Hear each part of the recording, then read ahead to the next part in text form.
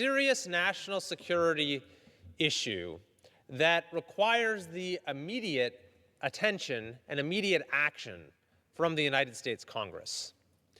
An illegal biolab was just raided in Las Vegas, and it is directly linked to the secret Chinese biolab found in Reedley, California in late 2022. That lab was oozing with E. coli, HIV, malaria, and other dangerous pathogens. The lab just raided in Vegas was operated by the same LLC and same Chinese nationals as the one discovered in Reedley. Now, we know a lot about the one discovered in Reedley because I requested a report from the House of Representatives, an investigation which resulted in a report by the House Select Committee on the Chinese Communist Party. And I want to share some of the details of that report, but I'll start with its conclusion, that no one knows whether there are other unknown biolabs because there is no monitoring system in place. Those were the words of the Select Committee on the Chinese Communist Party in 2023. Well, now we know there was at least one other such lab, but we still don't know how many others because the legislation, the bipartisan legislation that I have proposed with Representative Costa and Valadao has not yet been passed. So here's what we learned about this lab that was discovered in Reedley and that has now had a counterpart discovered in Las Vegas. It was run by an international fugitive from China named Jesse Zhu.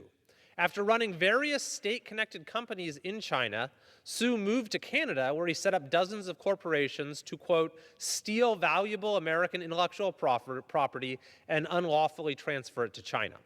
The Supreme Court of British Columbia found he committed, quote, fraud on an epic scale, resulting in a $330 million judgment. He then fled to America, assumed an alias, David He, and set up several more companies, including the one behind the Reedley Biolab and now the Vegas Biolab. He was indicted in 2023 and has been in federal custody ever since, but his partner and other associates have not been. Now, the Reedley lab was discovered in December of 2022 when a code inspector came upon a suspicious warehouse. Inside, she found many Chinese nationals wearing white lab coats, glasses, masks, and latex gloves, along with thousands of vials of biological substances and 1,000 mice. It was later learned these were transgenic mice, genetically engineered to catch and carry the COVID-19 virus. A further inspection found blood, tissue, and other bodily fluid samples and serums, along with thousands of vials of, quote, suspected biological material. Some of the vials were labeled with the names of infectious agents, while others were labeled in a code that was never deciphered. Now, at first, the CDC, this was during the Biden administration, refused to investigate, and they even hung up on local officials who asked for help. After Representative Costa got involved, the CDC did an inspection and found at least 20 potentially infectious agents, including HIV, tuberculosis, and the deadliest known form of malaria. Yet, the CDC did not bother to test any samples, even those with unknown contents, making it, quote, impossible for the Select Committee to fully assess the potential risks that this specific facility posed to the community. The Select Committee report calls this baffling. Later, local officials discovered a refrigerator in the lab labeled Ebola.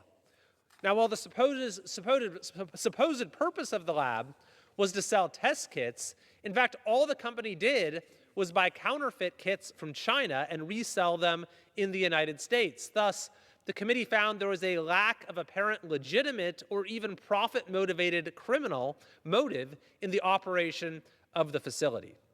Meanwhile, Jesse Zhu, its operator, was receiving unexplained payments via wire transfer from Chinese banks. As I mentioned, the report concluded that we don't know if there are any other unknown biolabs because there's no such monitoring system. So that is why I am calling upon the House to act quickly to pass the bill that I've introduced along with Representatives Costa and Valadao to find any other such labs that exist across the country and assure that they are shut down. The Preventing Illegal Laboratories and Protecting Public Health Act would address gaps in federal law outlined in this congressional report. Specifically, it would require distributors of highly pathogenic agents to maintain federally reviewable logbooks of all transfers, including purchaser identity and intended use, for at least 3 years. It would strengthen oversight by mandating federal review of the number, location, and risks of high containment labs, with updated national standards for design, construction, and operation. It would protect against foreign threats by ensuring adversaries cannot exploit weak U.S. oversight to establish these secret labs. It would create a public health, biosafety, and biosecurity team as a single point of contact for state, local, tribal, and territorial governments when suspicious labs are identified. And it would require a feasibility study on creating a centralized national database of high containment labs accessible to state and local officials for biosecurity purposes. As the city manager of Reedley, Nicole Ziba, said, who was centrally involved in trying to get the federal and state authorities to take action here, she said that the Reedley incident highlighted a gap in the nation's biosecurity. Any city around this country could have dozens of deadly pathogens stored next to sensitive locations and be completely unaware of it. She said that this proposed legislation puts us on a path to closing that critical gap that will help keep every American safe from the hazards like those that were discovered in the Reedley lab. And now, of course, we've seen alarmingly similar hazards discovered in the Vegas lab. So I will be calling for a thorough investigation of what was discovered in Las Vegas, and I'm calling upon the House of Representatives to move quickly to get this bipartisan bill passed so that it can then pass the Senate and be signed into law. Food supplies have been completely wiped out. We have a evacuation of all counties. I report complete devastation. We have a giant squall, cloud, gobbling up everything in their path. There are forces in this world that remind us of how fragile we are. We thought we were safe. We thought it could never happen to us. Then life like a fog descends upon us, blanketing our memories. Through the haze, we travel its hidden paths, lost in its secret places. And when the storm, turbulent and immovable, forces us to shelter, we remember. It calls to us, calls us back. Back to the ports and the harbors of our past. We fight the currents that pull and drag us off course, not a light or star to chart the way. And when we arrive, we don't always know it at first, the places we once loved guised by time. Then we see it, the place we've been trying to get back to. Safe at last, we've found our way home.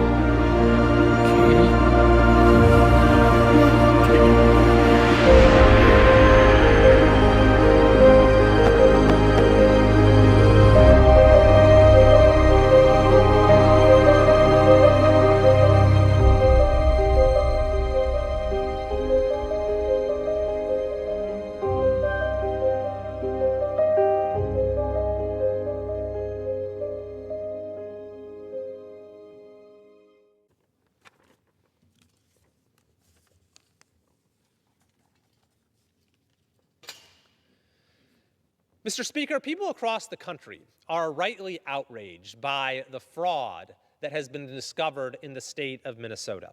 But for those of us in California, we have almost become desensitized to it. Because every time there has been an independent audit, it seems, of any program in California, what is discovered is fraud on a scale that dwarfs anything that was discovered in Minnesota. We've already taken some action here in Congress to rein in the fraud that exists in California and to provide oversight and accountability that has been sorely lacking. But what is needed is a comprehensive picture of just how large the scale of this fraud might be. That is why I am requesting that the Government Accountability Office conduct a study on the scale of fraud in California. And I would like to read, for the record, my letter to Comptroller General Brown, Acting Comptroller General of the GAO, requesting this study. It says, one of Congress's most crucial duties is to steward public funds by assuring they are spent in accordance with the law and not siphoned off by criminals. Unfortunately, several high-profile incidents of fraud in recent years have shown the inability of some states to adequately protect public money. In particular, California has had difficulty stopping fraudsters who steal benefits destined for the most vulnerable among us. To gain a greater understanding of the impact this theft has on Californians and the nation, I am asking that the GAO conduct a study on the amount of waste, fraud, and abuse California has fallen victim to. While fraud amounting to hundreds of millions of dollars in Minneapolis has recently garnered public attention, it still pales in comparison to the fraud perpetrated in California. During the COVID-19 pandemic, LexisNexis estimated state unemployment fraud reached $32.6 billion. Unemployed Californians had their benefits stolen, and taxpayers were taxed to fund criminals. The state's effort to aid homeless is also riddled with waste and fraud. The state auditor examined spending on programs to reduce homelessness between 2019 and 2024. Despite $24 billion in spending, homelessness increased by $30,000 during that period, and no grant recipients provided metrics that demonstrated any sort of progress. This prevents the state government and the public from knowing how money is being spent and if specific programs are effective and worthy of continued funding. San Francisco nonprofit workers have been charged with theft of public funds intended for homeless seniors, and real estate executives in Los Angeles have been charged with stealing $50 million from a variety of homeless programs. Theft of public money is not just confined to nonprofits in California. Even an Orange County judge was convicted of mail fraud for stealing from a workers' compensation program. The letter concludes, due to the widespread nature of theft involving public money in California, I urgently need more information. We all urgently need more information to develop an effective anti-fraud strategy. To accomplish this, I asked the GAO to provide, one, how much money in total was publicly reported as lost to waste, fraud, and abuse in California since 2016. Two, a breakdown of fraud by economic sector, such as transportation, healthcare, housing, law enforcement. Three, who the perpetrators of fraud are.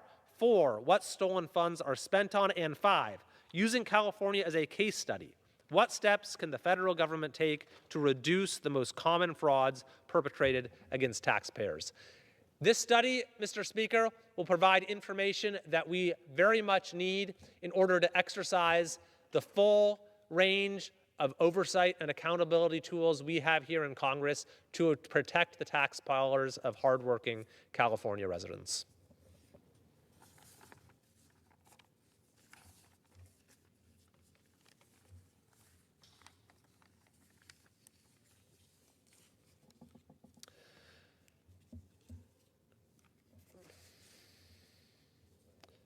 Mr. Speaker, I would like to recognize Robin Trimble, who is retiring as the Chief Executive Officer of the Rockland Area Chamber of Commerce, for her 20 years of dedicated service to the Rockland community.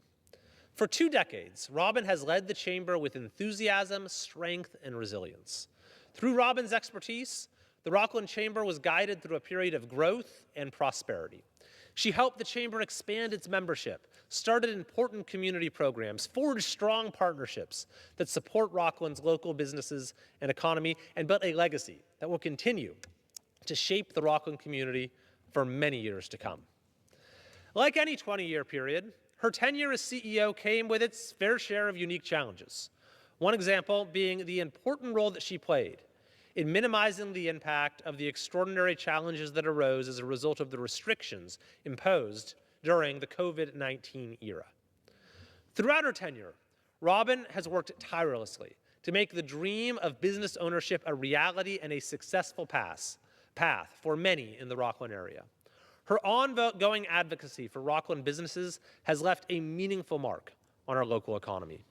I've had the privilege of knowing and working with Robin since my time in the state legislature, and I have always appreciated her professionalism, wisdom, kindness, and the generosity that she's brought to her role as the Chamber's chief executive. Robin's visionary leadership has made a lasting impact on the Rockland Area Chamber of Commerce and the Rockland community at large. Therefore, on behalf of the United States House of Representatives, I join the Rockland community in wishing Robin Trimble a very happy retirement and thanking her for her 20 years of contributions to the Rockland business community. Mr. Speaker, I yield back.